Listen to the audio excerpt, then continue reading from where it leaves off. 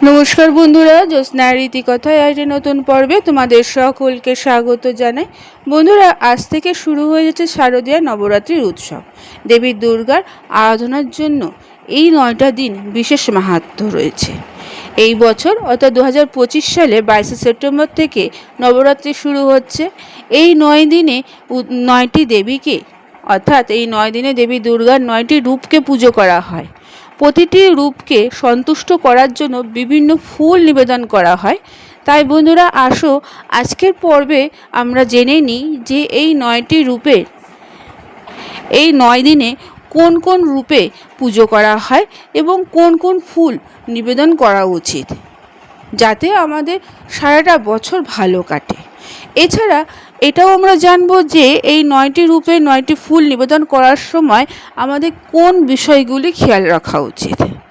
তাই বন্ধুরা, স্কিপ না করে পুরো পর্বটি দেখো। ভালো লাগলে লাইক করে দেবে আর শেয়ার করে দেবে, আর পাশের বেল আইকনটিকে অবশ্যই প্রেস করে রাখবে, যাতে পরবর্তী ভিডিও নোটিফিকেশন সবার আগে তোমাদের কাছে পৌঁছে যেতে পারে।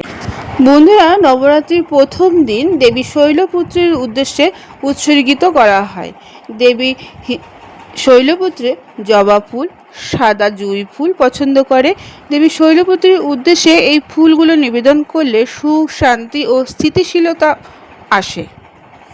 দ্বিতীয় দিনটি দেবী ব্রহ্মচারিণীর উদ্দেশ্যে উৎসর্গিত করা হয়।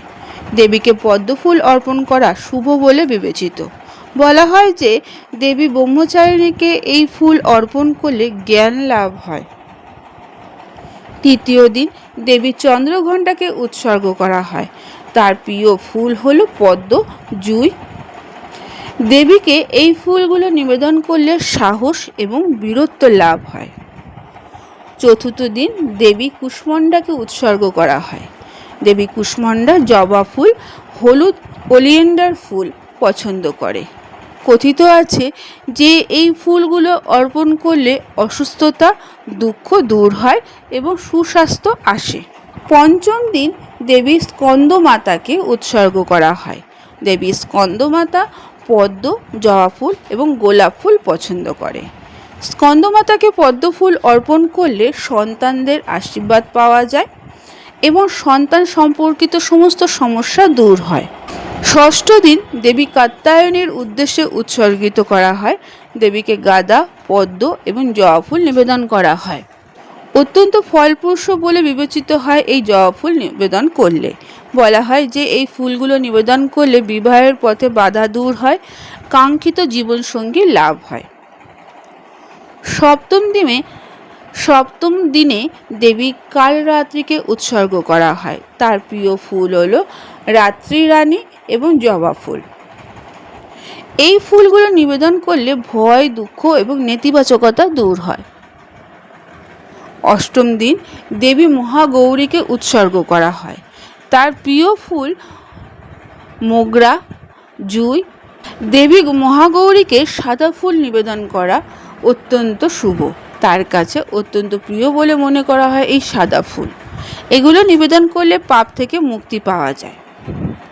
নবম দিনে দেবী সিদ্ধিদাত্রীকে উদ্দেশ্যে উৎসর্গিত করা হয়।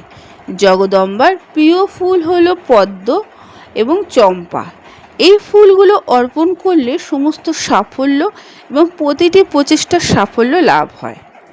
তবে বন্ধুরা, যখন এই 9 দিনে দেবীকে ফুল অর্পণ করবে, কিছু বিষয় তোমাদের খেয়াল রাখা দরকার।